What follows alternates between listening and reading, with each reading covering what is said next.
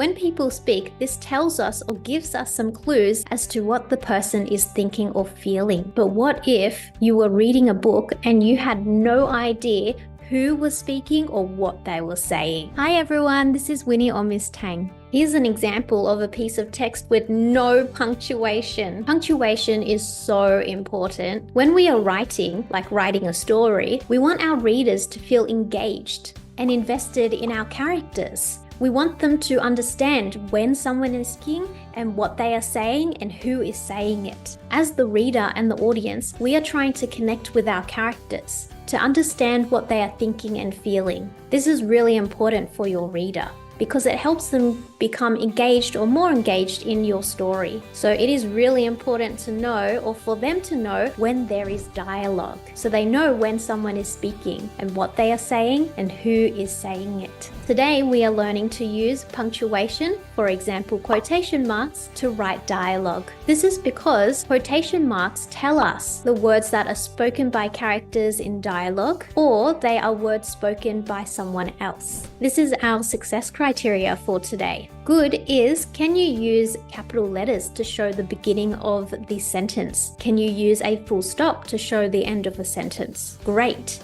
is, can you use a comma, question mark, exclamation mark, or a full stop to show the end of the sentence spoken by a person or a character? Can you use quotation marks to show the words spoken by a person or the character? Amazing is, can you write dialogue using the correct punctuation? And fabulous is, can you write dialogue from multiple people or characters using the correct punctuation and also a new line to show when someone else is speaking?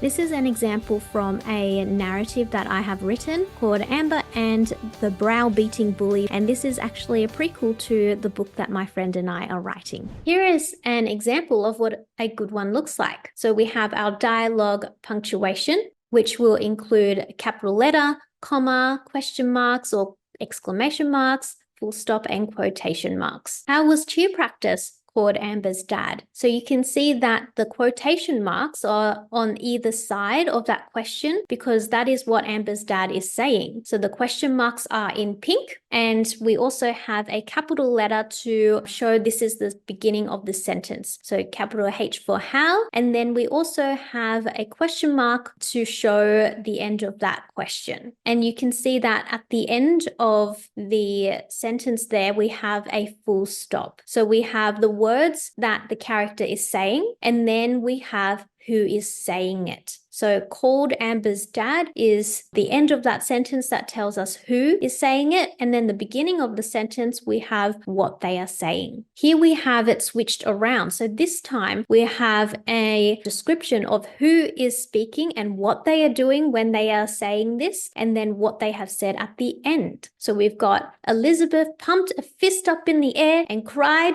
"Yeah!" So we have a capital letter for two reasons. One, because Elizabeth is a name, and also because it's the beginning of a sentence. So we have a capital letter there, and then we also have a comma just before we show the audience what Elizabeth is saying. So we have a comma, and then we have the quotation marks to show what exactly she is saying. So we've got yeah, and yeah is also in capital letter, and then we also have an exclamation mark. Here we have an example of dialogue and an example of what the character is saying on either side. So we have the description of who is saying it in the middle of the sentence. So you've got, "I think you'd make a good role model," praised Mrs. Robinson. "Just consider it." So we have it split up in between the character. So you've got your quotation marks to show what they are saying, and you also have your capital letter at the beginning and full stop at the end,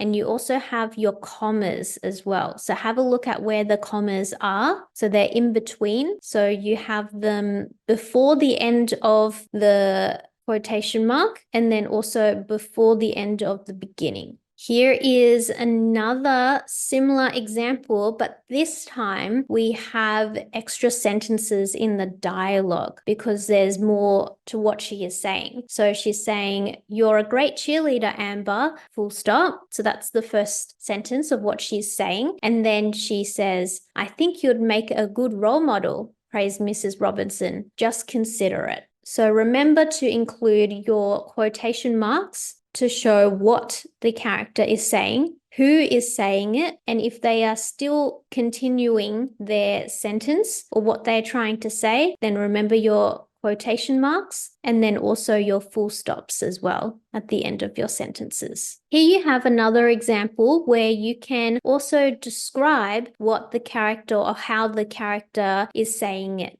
So you have, that was a great routine, full stop. The best one yet. Those two sentences is what the character Viviana is saying. So you've got your quotation marks on either side and a comma to show that this is what she's saying, but we're trying to tell the audience who and how she's saying it. Declared Viviana. And then I've also wanted to add in what else is happening as well. So she's declaring it, but her voice echoing through the hall. So this is where I've put some extra bit of information for my readers. That was a great routine. The best one yet, declared Viviana, her voice echoing through the hall. So if you do add in some extra information, just remember to add your comma and then keep going and then a full stop at the end. So this is an example if you were writing dialogue between two people. Just remember to start on a new line for the next character. So you have the first character, Viviana, speaking, and then we have Mrs. Robinson responding underneath. So you start a new line and then you put your quotation marks again. Thank you, Viviana, full stop. You're very kind, comma, and then end your quotation marks.